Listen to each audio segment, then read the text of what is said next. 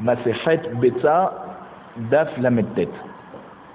On reprend la troisième ligne. Rabbi Yehuda Poter Bamaim. On avait dit dans la Mishnah d'avant que lorsque on a partagé, deux femmes ont partagé, une elle a amené l'eau et l'autre elle a amené la farine, d'accord? Alors, on avait vu qu'il y avait une marloquette, que Rabbi Yehuda, lui, il est Poter Bamaim.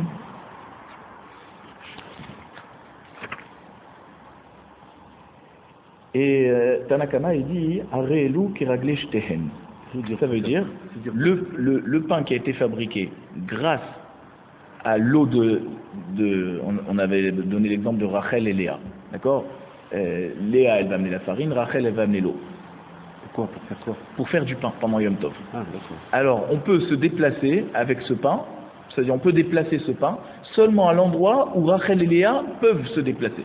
Si Rachel elle a mis un hérouve au nord et Léa elle a mis un hérouve au sud, alors on pourra aller seulement au milieu, seulement dans la ville. On ne pourra pas sortir de la ville, même si une elle a mis le hérouve là-haut et une elle a mis le hérouve en bas de la ville. Quand on met un hérouve, ça nous donne encore 2000 amot, à part les 2000 amot depuis la sortie de la ville, que là tout le monde qui vit dans cette ville peut sortir pendant Yom Tov. Il n'y a pas autre ça? Alors on a dit il n'y a pas Yom Tov, mais il y a le Troum. On n'a pas le droit de dépasser le Troum. C'est pareil que le Troum Shabbat. Voilà, exactement.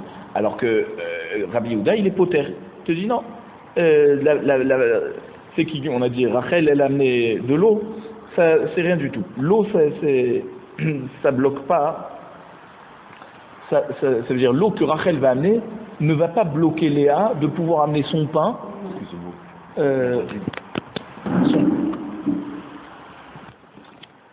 Donc Rachel ne va pas bloquer Léa de pouvoir porter son pain. On a dit, admettons Léa, elle a mis son hérouve au nord de la ville.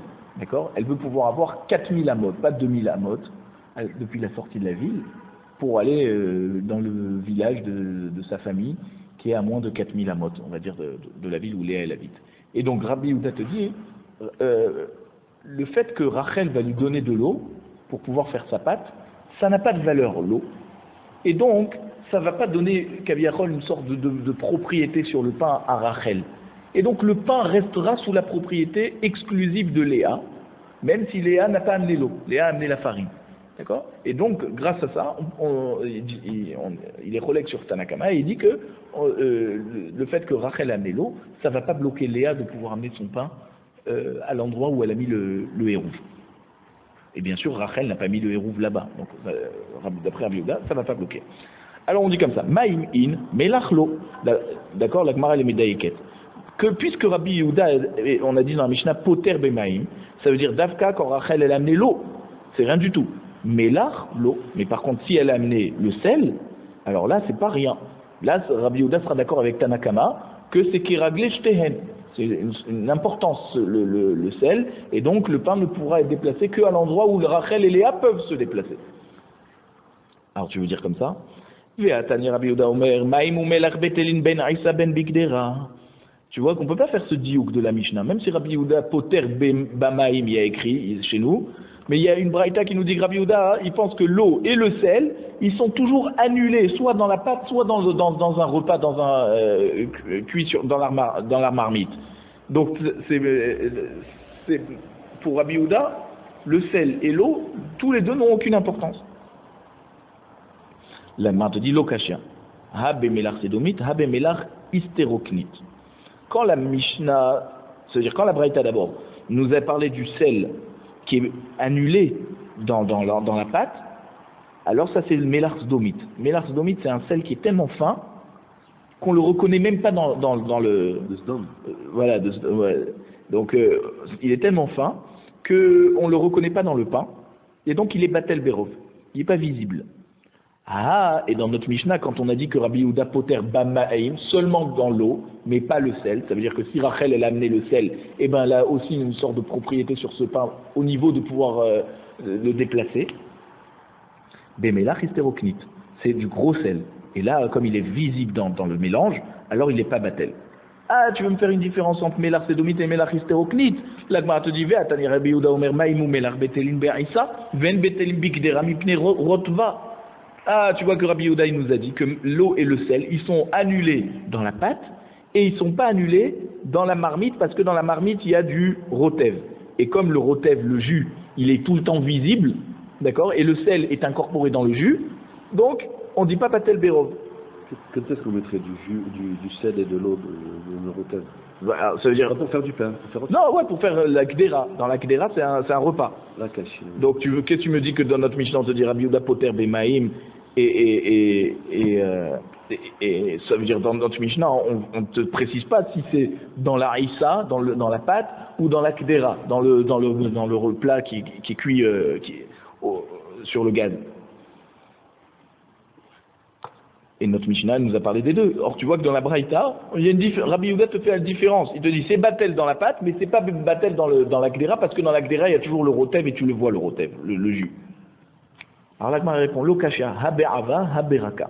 Effectivement, notre Mishnah, quand elle nous dit que d'après Rabbi Yehuda, l'eau elle est batel dans la gdera, ça parle be'ava. Ça veut dire c'est un plat qui est cuit dans la marmite, mais il est tellement épais le jus qu'il n'est pas nicard. C'est pas que tu vas séparer ce qui est dur et ce qui est liquide. Il y a pas de le jus est tellement compact, tellement épais. Donc c'est AV alors. Voilà. Alors c'est pour ça que là on dit l'eau elle est battelle comme quand on avait dit qu'elle était battelle dans la haïssa. Là même dans la gdera, l'eau elle est battelle parce que le rotev tu le vois pas réellement le rotev. Il est très compact. Beraka. Mais par contre, dans la Braïta, quand on a dit qu'il y a une différence entre Melach Maïm dans la Gdera par rapport à la Issa, que seulement dans la Issa il est batel, mais dans la Gdera il n'est pas batel parce que le rotev tu le vois, là c'est quand le rotev il est vraiment liquide, que là tu le vois réellement. Et tu peux pas dire que l'eau elle est batel puisque tu la vois devant toi, c'est du jus liquide. Beraka c'est liquide. D'accord. C'est liquide alors. C'est-à-dire AV c'est épais et Raka c'est fin. Fin ici c'est très liquide. D'accord, donc là c'est pas batel. Voilà, là c'est pas batel. Okay, ouais. Nouvelle Mishnah. Agachelet keraglé abe'alim. Donc c'est quoi une gachelet? Une sorte de braise, de feu, d'accord? On a fait brûler par exemple un morceau de pain et il est devenu une braise. Keraglé abe'alim. Jusqu'où on peut déplacer cette braise pendant Yom Tov? Eh ben, au même endroit que les propriétaires de cette braise, ils peuvent se déplacer. Donc ça veut dire que si tu l'as prêté à quelqu'un pour qu'il fasse son barbecue, d'accord, et ben cette braise, elle reste dans la propriété de celui qui a fait cette braise, pas celui qui l'a emprunté. Veshalehevet, par contre une flamme, quelqu'un qui a prêté une flamme, Bechol Makom. Alors la flamme, elle n'a pas de... C'est quoi la différence? La flamme, elle n'a pas de... Différence entre... Donc, la flamme, il n'y a pas de mamachout. On arrive à toucher une flamme? Non. Donc, c'est pour ça que Bechol Makom. Moi, je t'ai prêté une flamme, toi, tu peux l'amener n'importe où. J'ai aucun titre de propriété sur quelque chose qui n'a pas de mamachout. Alors que quand je te prête la braise, il faut que tu puisses amener cette braise à l'endroit où moi, j'ai le droit d'aller. Uniquement. Deuxième dîne. Gachelet shel Ekdesh. Maintenant, une braise qui appartient au Ekdesh. Mo'alim ba. Si quelqu'un a utilisé par inadvertance, eh ben, il doit amener Korban Me'aila. Comme si que j'ai utilisé quelque chose qui appartient au Ekdesh. Donc, une braise, elle a de la mamachout. C'est quelque chose. Maintenant, Veshal Hevet. Si j'ai utilisé une flamme qui appartient au Ekdesh, l'onehenim. D'accord? Ça s'appelle pas de. C'est quoi l'onehenim? On t'a pas dit c'est rien du tout. On t'a dit l'onehenim velo mo'alim. Ça veut dire le issour de profiter de la flamme, il est que midrabanan. Et donc, si Bdiavad, tu as quand même utilisé, eh ben, tu n'es pas tour d'amener Korban Me'aila. On parle de Ekdesh aussi, là? Ouais, une flamme qui appartient au Ekdesh. Donc, les Khatrila, l'onénim, on ne profite pas du Ekdesh. Même si ça ne vaut rien une flamme, d'accord? Mais Bdiavad, si on a quand même profité, on ne m'amène pas Korban Me'aila. Encore un dîme. Amotzi Gachelet Lirshut Arabim, Hayav. Maintenant, pendant Shabbat, quelqu'un, il porte une braise dans le Reshut Arabim, eh ben, il est Chayav, c'est Otsa'a. Véchalevet, patour. Celui qui porte une flamme dans le Reshut Harabim, eh ben, c'est patour, puisque la chalevet, la flamme, n'a pas de mamachout. Donc, j'ai rien porté, en fait. Mais il y a un support, par exemple, c'est une allumette. Ah oui, ça, d'accord. Ouais, On parle, par exemple... la flamme, elle va pas être sans rien, il faut alors, la Gemara, elle va en parler. Voilà, tu mets des onces sur la main, ou tu mets quelque chose, tu vois. Ouais, tu te fracasses. Tanoura Banam. La Braïta, elle va nous expliquer. D'accord. Kharamim nous enseigne dans la Braïta. Khamisha Dvarim Lemrou Begachelet. 5 halachot ont été enseignés à propos de la braise. À Gachelet, Keragle Abealim, Veshalevet Bekon Makom. Premier dîne, comme on a dit, par rapport au troum, d'accord, la Gachelet, elle va selon les pieds de son propriétaire. C'est-à-dire, si moi je te prête cette Gachelet, comme on a dit, il faut que tu puisses la transporter à l'endroit où moi je peux y aller. D'accord, par rapport à mon endroit où j'ai le droit de me déplacer. Deuxième dîne, Agachelet shel Ekdesh, Mo'alin ba veshalevet lonenim velo mo'alim. Deuxième dîne, comme on a dit dans la Mishnah, une braise qui appartient au Ekdesh, si on en a profité, on est chayav me'ila. Par contre, une flamme, alors on a dit les chatrila lonenim, on n'en profite pas les chatrila, mais bdi avad, si on a quand même profité, lo mo'alin, on n'est pas chayav korban me'ila. Parce que c'est rien du tout une flamme. Oui, répète. Ouais, c'est une braïta. Une braïta, c'est pas forcément la Mishnah. Donc des fois, il y a des choses qui se répètent dans une braïta. Simplement, on rajoute d'autres choses qui sont pas dans notre Mishnah. Donc là, pour le moment, c'est vrai que ça ressemble. Gachelet chez l'Avodazara, Soura. Là, tu vois, c'est là où ça change. Une braise qui appartient à l'Avodazara, Asura. On n'a pas le droit d'en profiter. D'accord? Pourquoi? Parce qu'il y a un pasuk dans la Torah, dans Devarim, Perek, Yud Gimel, pasuk Lutret, qui nous dit Velo idbak beyadecha meuma minacharem. C'est-à-dire, une fois qu'on a brûlé toute la ville qui fait Avodazara là-bas, eh ben, même ce qui reste du butin, on n'a pas le droit d'en profiter. Donc, même une braise. Véchalevet, mouteret. Par contre, une flamme de Avodazara, mouteret. Là, on t'a pas dit les khatrila, comme dans le Ekdesh. Mouteret, tu as le droit d'en profiter parce que c'est rien du tout. Maintenant, quatrième dîne, Amotzi Gachelet l'Irshut Harabim, Chayav Veshalevet Patour. Ça, c'est comme notre Mishnah. Pendant Shabbat, si tu portes une Gachelet dans le Irshut Harabim, Chayav, mais une flamme, Patour, parce qu'une flamme, c'est rien du tout. Cinquième dîne, Hamoudar Ana'a Mechavero. D'accord, deux personnes qui se disputent, et un, il fait le néder qui profite plus rien de son voisin. D'accord, de son ami. Ou alors que son voisin ne profite plus rien de lui. Assour. Bega halato. Alors il n'y a pas le droit de profiter de la braise de son ami. Parce que tu vas dire une braise, c'est rien du tout, c'est quelque chose qui s'est consumé, c'est des choses. Non, il n'a pas le droit de profiter. Après avoir fait le cheveu. Ou moutar bechal havato. Par contre, il a le droit de profiter de la flamme de son ami, parce que ça s'appelle pas quelque chose, il n'y a pas de mamachout. Donc ça s'appelle pas qu'il profite de son prochain. Maïshna shalevet avodazara de sharia ou maïshna de ekdesh d'asira. La Gemara te demande pourquoi la flamme de la avodazara on t'a dit les khatrila tu as le droit d'en profiter et pour le ekdesh on t'a dit les khatrila lonehenim on n'en profite pas et dit avad tu as fait on n'amène pas de korban meila. Pourquoi on n'a pas dit les khatrila tu peux profiter du ekdesh, une flamme du ekdesh? Si tu me dis qu'une shalevet, une flamme c'est rien du tout, alors tu devrais pouvoir en profiter les khatrila. La Gemara te dit voilà, la Gemara te dit avodazara demi issa. Avodazara c'est dégoûtant. Ou bedile in shemina, et les gens s'en écartent de la Avodazara. Lo gazrou barabanan. Chachamim nous ont pas fait une xéra que si tu profites de la flamme de la Avodazara, tu risques de profiter d'autre chose de la Avodazara. Les gens savent que c'est dégoûtant, on est écœuré de la Avodazara. On sait que c'est très loin de nous. Donc c'est pour ça qu'on a dit les khatrila, tu peux utiliser une flamme parce qu'on ne craint pas que si on te permet d'utiliser une flamme, tu vas utiliser autre chose de la Avodazara. Par contre, Hekdesh, j'ai le maïs. Au contraire, Hekdesh c'est kadosh, d'accord? C'est attirant. D'accord, c'est pas dégoûtant. Vélo bédil et minchemine. Au contraire, on n'en s'en écarte pas. Alors là, Gazrou Berabanan, Chachamim ont fait une xéra que si tu lui permets de profiter d'une flamme, il risque de profiter aussi d'une braise. La Mishnah te dit, dans la Mishnah, on a dit si tu portes pendant Shabbat une braise, dans le Reshut Harabim, Hayav, mais une flamme, patour. Ve'atania motzi shalevet kol sheu Hayav. Voici qu'il y a une braïta qui nous dit que s'il porte une flamme, ouais, et ben, Shalhevet Kol Shehu, il y a une braïta qui nous dit que Shalhevet, une flamme, même, ça veut dire même qu'il n'y a pas de shi'ur, même que c'est tout petit, et ben, il est chayav. On n'a pas dit une braise, on a dit une flamme. Qu'est-ce que tu me dis alors qu'une flamme c'est rien du tout et que si on a porté dans le Reshut Harabim, pas tout? Donc il y a une stira entre la Mishnah et la braïta. La Gemara te dit non. Tu vois, comme tu as dit. Si tu as sorti la flamme avec une brindille, d'accord, comme une allumette, alors là, ça s'appelle quelque chose de il y a de la mamachout. Et donc même la flamme que tu as sortie, on est chayav de ça exactement. Alors la Gemara te dit, Vetipouk les Meshum Kesam. Qu'est-ce que tu me parles de la flamme? Déjà d'avoir porté une brindille, une allumette dans le Reshut Harabim, même s'il n'y avait pas de flamme dessus, tu aurais été chayav. Alors c'est Kol Sheken avec la flamme. Bédélet les Shiroura. Je te dis non. L'allumette, la brindille, elle n'a pas le shiur minimal pour être chayav de Hotsa'a. Donc, si tu portes tout seul cette allumette, elle est tellement petite, t'es pas chayav. Mais si tu l'allumes, oui. Mais si tu l'allumes avec la flamme, oui. Tu es chayav sur la flamme, en fait. Ditnan, amotzi aitim kedelevashel betzakala. Parce qu'on avait vu dans Shabbat, Daf Petet, il y avait une Mishnah qui nous disait que quand tu portes du bois dans le Reshut Harabim, il faut au minimum que ce bois puisse te permettre de pouvoir faire cuire un petit œuf. D'accord? Faire un œuf brouillé. D'accord?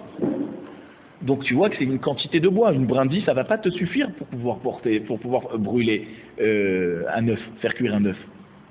Donc, l'allumette toute seule ne te rend pas chayav de Hotsa.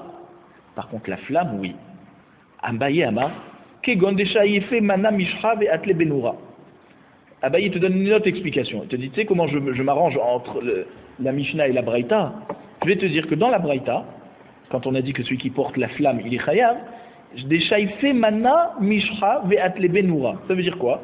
Il a enduit un kéli avec de l'huile et il a posé la flamme directement sur l'huile. Et comme ça, il a sorti dans le Reshut Harabim. Alors, puisque la flamme, elle est accrochée à quelque chose de chachouv, un kéli, alors là, il est chayav sur la Hotsa'a de la flamme. Alors, la Gemara te dit, pour que les Mishum Mana, déjà tu es chayav d'avoir sorti un kéli, qu'est-ce qu'on s'en fiche s'il y a une flamme dedans ou pas? Déjà tu es chayav pour ça? Je te dis non, béchas pas. C'est pas un kéli normal, c'est un petit morceau d'argile. Et alors, pour que les Mishum chas pas? Quand tu sortes un morceau d'argile, tu es déjà chayav? Pas les chiours. Non, Bedet les chiours. Bedet les chiours, c'est-à-dire il n'a pas le chiour. Quel est le chiour? Ditnan, on a vu dans Maseret Shabbat, Daf Pebet cette fois. Cheret, combien il faut porter de cheret d'argile pour être chayav mishum hotsa'a?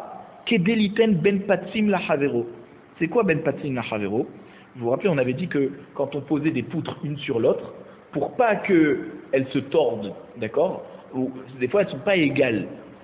Alors pour que ça fasse bien superposé, on mettait des sortes comme des fois quand on veut bloquer une porte, on met un morceau de bois. Alors là on met un petit morceau d'argile entre deux poutres pour égaliser, d'accord? Ça c'est la quantité que si on a porté dans le Reshut Harabim, on est moins que ça, alors on n'est pas tout. Et c'est le cas ici. Dit Rabbi Yehuda. C'est ça ce qu'il nous avait dit Rabbi Yehuda là-bas. Et la haditna namuti shalvet patour. Alors, nous, dans notre Mishnah, qu'on nous a dit, si tu portes une flamme, tu es patour. Et chimash kachatla. Quel cas on va nous amener pour nous dire, effectivement, tu as porté une flamme, mais tu es quand même patour.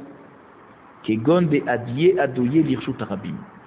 C'est-à-dire patour. Voilà, chimash kachatla.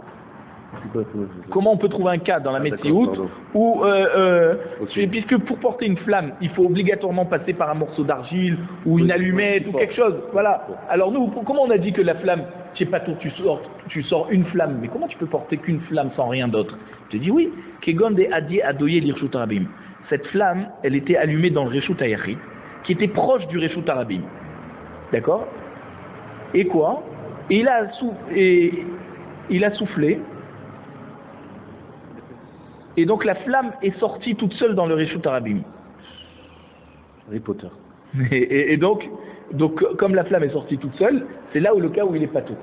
La Mishnah nous dit Bor shel yachid keragli yachid. Maintenant, que dans ce cas-là, c'est que dans ce cas qu'il est patou. Donc Bor shel yachid, c'est quoi Bor? Un puits, donc de l'eau d'un puits qui appartient à un particulier, keragli yachid. Alors l'eau, on a le droit de la déplacer là où le yahid, le propriétaire de ce puits, a le droit de se déplacer. Une fois puisé. Une fois puisé. Maintenant, si c'est un puits public qui appartient à toute la ville,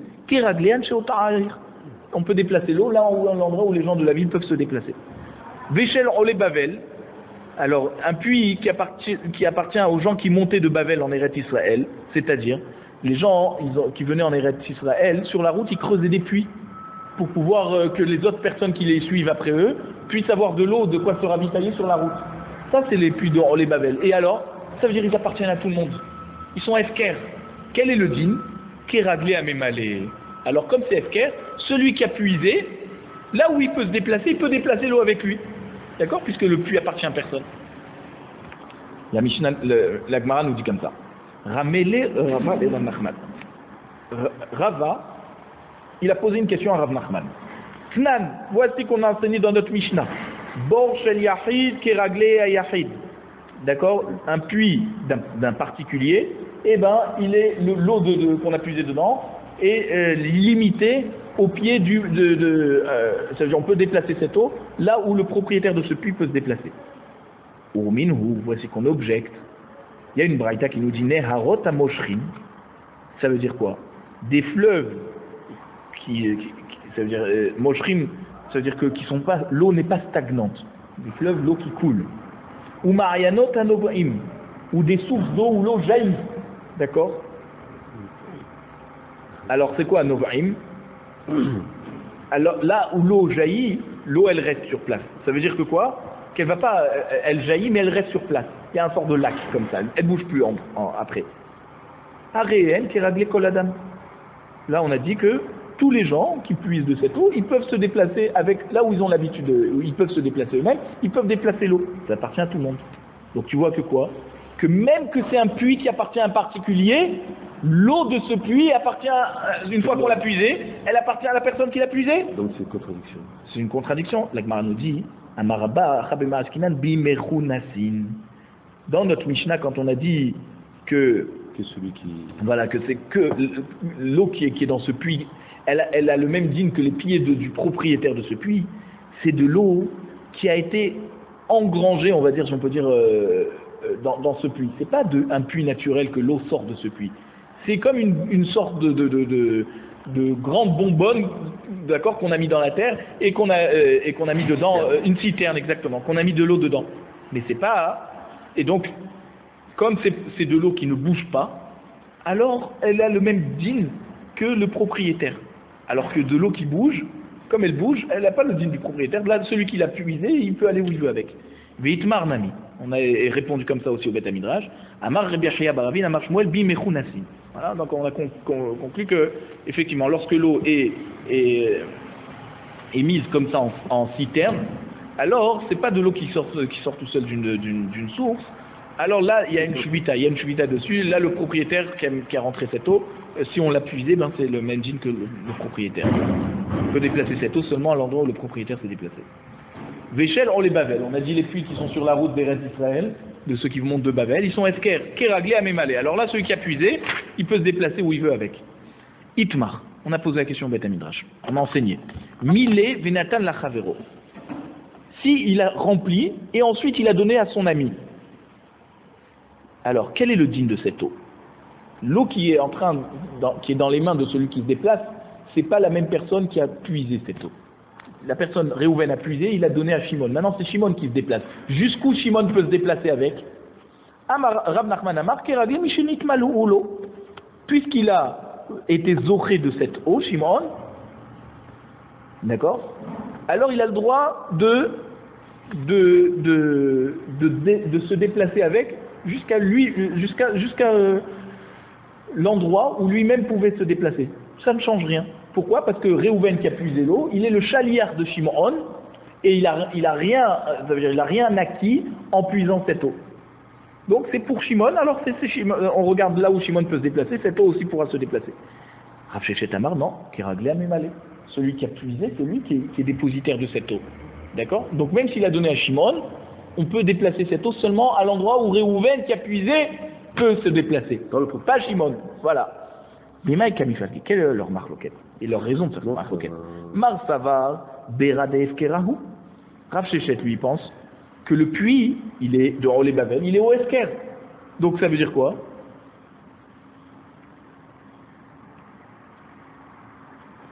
Que Réhouven, quand il a puisé, il a été zoché de cette eau. Pourquoi? Parce que quand on est zoché du Esker, moi quand je suis zoché, je t'empêche d'être zoché.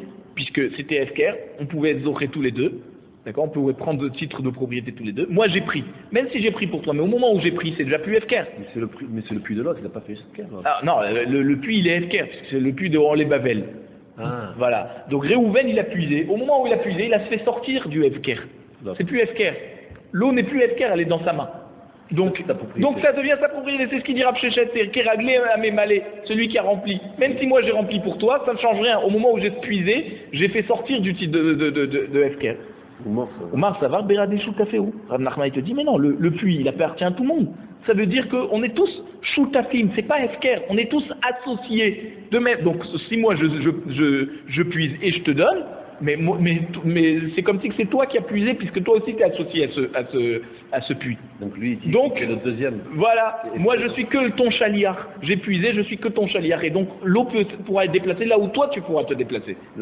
Pas le mémalé, le Mishénitmal ou l'eau. Iti verra dans les Rav Nachman, Rava il pose la question à Rav Nachman. Il y a une Mishnah dans les Nedarim d'Afnem Zaim qui nous dit comme ça. Hareni alecha cherem, celui qui dit à son prochain, Hareni alecha cherem. Donc, c'est-à-dire mon argent, il est comme Hekdesh pour toi, tu ne peux pas en profiter. Hamoudar Assour. D'accord, toi, que je t'ai interdit de profiter, Assour, tu n'as pas le droit de profiter. Parce que moi j'ai fait un vœu que tout ce que j'ai, d'accord, c'est comme du Hekdesh pour toi, donc tu ne peux pas en profiter. J'ai pas compris là. Voilà, moi j'ai des biens, et je fais un éder que tout ce qui m'appartient, c'est comme du Hekdesh pour toi. De même que toi tu n'as pas le droit de profiter du Hekdesh, alors tu n'as pas le droit de profiter de mes biens. Ils sont pas à toi. Voilà, donc tu n'as pas le droit, effectivement, à Moudar, Assour, tu n'as pas le droit de profiter. On tourne la page.